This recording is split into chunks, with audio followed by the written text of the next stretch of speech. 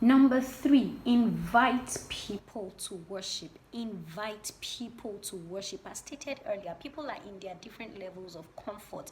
You can't really tell, where people are, whether they are even still lying down underneath their duvet and stuff like that. I mean, that's how the world is right now. Everyone can do whatever it is they want to do from wherever they are at any time. So you can't be so sure, what posture anyone is taking at the moment. So you need to make some kind of a call to worship and invite people to take postures of worship. Do not force or command. That's not what we're saying.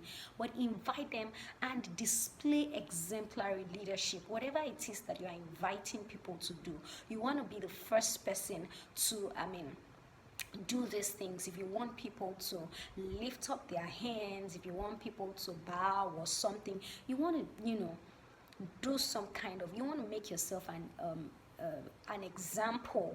I mean, and still not being forceful, not,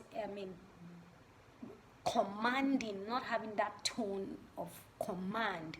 I mean, like I always say, God gave you dominion over several things, over many things. He didn't give you dominion over human beings. So you don't command people, you don't force people, but you invite, you compel. Your tone has to be that of a leader who is trying to show people how things are meant to be done. So invite people to worship and to take postures of worship. Number four, pay attention to the production. Now, because everything is now media, and there's a lot of production and people have so many options now, so you need to pay attention to your production. You need to ensure that you are giving people a very good package. So pay attention to your camera angles, your lighting, your sound, and your look. You might not be able to do so much about your camera angles, the lighting, and all that, but you can have a meeting with your production team in church and discuss with them, and get to know their mind. Let them see your song sets before the day of recording or production or live recording, whatever it is. Before that day, you want to send them your worship list, your list of songs, your worship set, and let them go through it and have an idea, brainstorm, think about how they want to make it look beautiful and how they want to interpret whatever it is that you are trying to achieve with your worship. So please pay attention to the production. You want to ask questions as to how you're supposed to look. I mean, whatever it is that the production team has in mind, you want to talk to somebody who understands your skin tone and stuff like that. Pay attention, a little attention to your makeup, more than you would have on a normal day, because all of this is what people are looking at now. Nothing to distract. They are just looking into their screen, their TVs, their phones, their laptops, and all of that.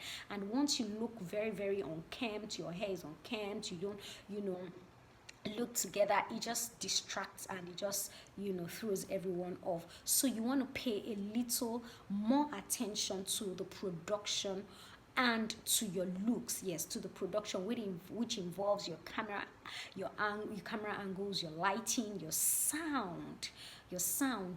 looks. Very, very important. Number 5, look into the camera once in a while. Look into the camera once in a while you're leading your worship.